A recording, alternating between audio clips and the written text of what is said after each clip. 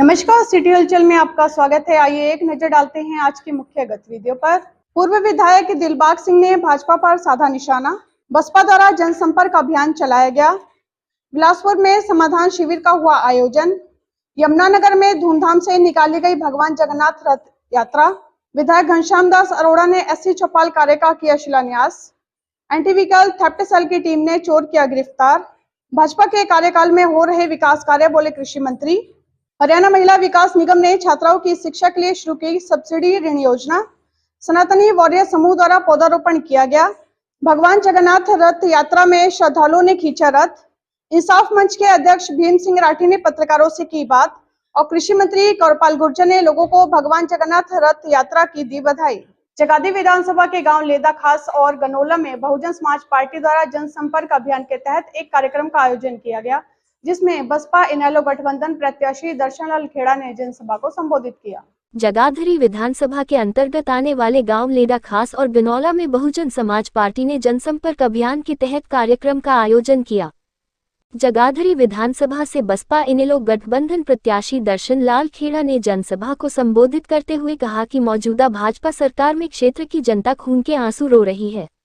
इस सरकार में अफसरशाही इतनी बढ़ गई है कि आमजन को अपनी समस्याओं के निदान के लिए सरकारी दफ्तरों की ठोकरें खानी पड़ती और उसके बाद भी कोई काम नहीं होता। और इससे पहले प्रदेश में 10 साल कांग्रेस की सरकार रही है। कांग्रेस सरकार ने भी जगाधरी की जनता के साथ हमेशा सौतेला व्यवहार किया है।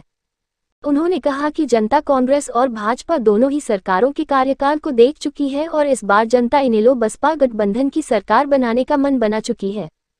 इनेलो बसपा पार्टी हमेशा से ही किसान, शोषित, वंचित और कमेरे वर्ग की पार्टी है, जो आमजन की दुख तकलीफ और जरूरतों को अच्छे से जानती है। मौके पर ग्रामीणों ने दर्शन खेड़ा का जोरदार स्वागत किया और उन्हें अपना सहयोग व समर्थन देने का आश्वासन दिया। इस अवसर पर ब्रह्मपाल, डॉक्टर राम कुमार, नानक चंद, सतपाल सिंह, जोरा सिंह, रामेश्वर दास, श्रवण कुमार, संजीव कुमार, जस्सी व अन्य उपस्थित रहे। जब मैं संतों धर्माध्यक्षों के चरणों में नमन करते हुए गांव गनौला के वासियों का धन्यवाद करता हूं, जो मेरी बात सुनने के लिए इकट्ठे हुए। मेरे साथ आए हुए सभी बहुजन समाज पार्टी की टीम की हड्डी, सभी बहुजन समाज पार्टी के मेन कार्यकर्ता है, इन सबका भी मैं आभार। 2 या 3 महीने के अंदर चुनाव आने वाला है, तो उसी विषय में मैं आपके पास आया हूँ। मैं जगाधरी पूरी चुकी का रहने वाला हूँ। जगाधरी 2005 से लेकर 10 तक मैं नगर परिषद जगाधरी का चेयरमैन रहा हूँ। मैंने शहर के आसपास लगती पुलिस बस्तियों में 2000 किले गार्ड अपने समय में बनवाए हैं। अच्छा, यदि आपकी शहर में कहीं जानकारी हो, आते जाते हैं, रिश्तेदारियाँ भी होती हैं, काम भी होते हैं, तो आप उन सबसे पूछ सकते हो मेरे बारे में। इंसाफ मंच के अध्यक्ष भीम सिंह राठी ने पत्रकारों से बातचीत करते हुए कहा कि हरियाणा में एससी एवं पिछड़ा वर्ग के हितों को ध्यान में रखकर इंसाफ मंच का गठन किया गया है, जो पिछड़ी जाति वर्ग की आवाज उठाने का काम करेगा। हरियाणा में एससी व पिछड़ा वर्ग के हितों को ध्यान में रखते हुए इंसाफ मंच का गठन किया है, जो पूर्ण रूप से गैर राजनीतिक है और पिछड़ा जाति वर्ग की आवाज को उठाने का काम करेगा। यह कहना है इंसाफ मंच के अध्यक्ष भीम सिंह राठी का, जो पत्रकारों से बातचीत कर रहे थे। अध्यक्ष भीम सिंह राठी ने कहा कि पिछड़ा वर्ग की आवाज को उठाने के लिए इंसाफ मंच का गठन किया गया है। उन्होंने कहा कि उनके हितों की आवाज केवल उनके मंच ही उठेगी और इस आवाज को सरकार के सामने रखा जाएगा। उन्होंने कहा कि जो सरकार पिछड़ा वर्ग के अधिकारों से उनको वंचित रखती है, उसे आवाज को उठाने का काम किया जाएगा। वो सरकार के साथ साथ पिछड़ा वर्ग को जगाने का काम भी करेंगे। उन्होंने कहा कि इसको लेकर इंसाफ मंच जन जागरण अभियान चला रहा है, जिसकी शुरुआत यमुनानगर से की गई है। उन्होंने कहा कि वह प्रदेश भर में जाकर जिला स्तर पर कमेटियां बनाएंगे और सदस्य भी नियुक्त किए जाएंगे। उन्होंने कहा कि हरियाणा प्रदेश में पिछड़ा समाज के 2 वर्ग है, बीसीए और बीसीबी बनाई हुई है। उन्होंने कहा कि बीसीबी ओबीसी को कहते हैं, जिसमें मात्र 3 जातियां आती है और इन सभी जातियों के मुख्यमंत्री प्रदेश व केंद्र में मंत्री है। लेकिन बीसीए को सरकार ने भी ऊपर उठाने का कोई काम नहीं किया। इस वर्ग के ना तो मंत्री है, ना ही राजनीति पकड़ है और ना ही अधिकारी है, इसलिए इसे ऊपर उठाने का काम करना चाहिए। उन्होंने कहा कि पिछले 10 साल से केंद्रीय प्रदेश में भाजपा की सरकार है और बीसीए वर्ग के लिए सरकार ने बहुत ही नाइंसाफी की है। बीसीए के लोगों को ओबीसी के नाम पर बरगलाने का काम किया है। उन्होंने कहा कि सारा फायदा ओबीसी वर्ग को दिया गया है, चाहे वो राजनीतिक स्तर पर हो, प्रशासनिक स्तर पर हो या आर्थिक स्तर पर हो। उन्होंने कहा कि सरकार ओबीसी के नाम पर बीसीए वर्ग का शोषण कर रही है, इसलिए वह उनकी आवाज को उठाने का काम करेंगे।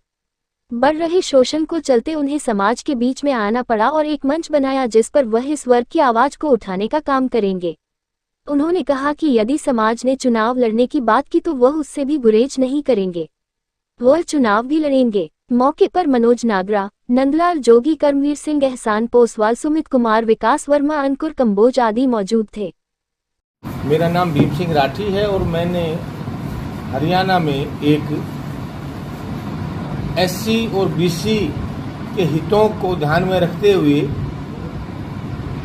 एक इंसाफ मंच का गठन किया है, जो पूर्ण रूप से गैर राजनीतिक है और शेड्यूल कास्ट और बैकवर्ड क्लास की आवाज़ को अच्छे से उठा सकें, उनके हितों की बातों को सरकार के सामने रख सकें और जो सरकार उनको उनके अधिकारों से वंचित करती है तो समाज को, शेड्यूल कास्ट को और बैकवर्ड क्लास को दिखाने का काम हमारी ये इंसाफ मंच की जो संस्था है उसके माध्यम से हम पूरे हरियाणा में एक जन जागरण अभियान चलाएंगे। उसी के सिलसिले में ये पत्रकार वार्ता का आयोजन आज किया गया है। इंसाफ मंच ये है कि यहाँ हरियाणा की मैं बात करूँ विशेष तौर पे, हरियाणा में जो बैकवर्ड क्लास है ए और एक BC B, BC B basically OBC को कहते हैं और ये 1990 या 91 में ये ओबीसी का आरक्षण जो है ना दिया गया है। और हरियाणा में मोटे मोटे तौर पे मैं बात करूं तो बीसी बी में या ओबीसी में 3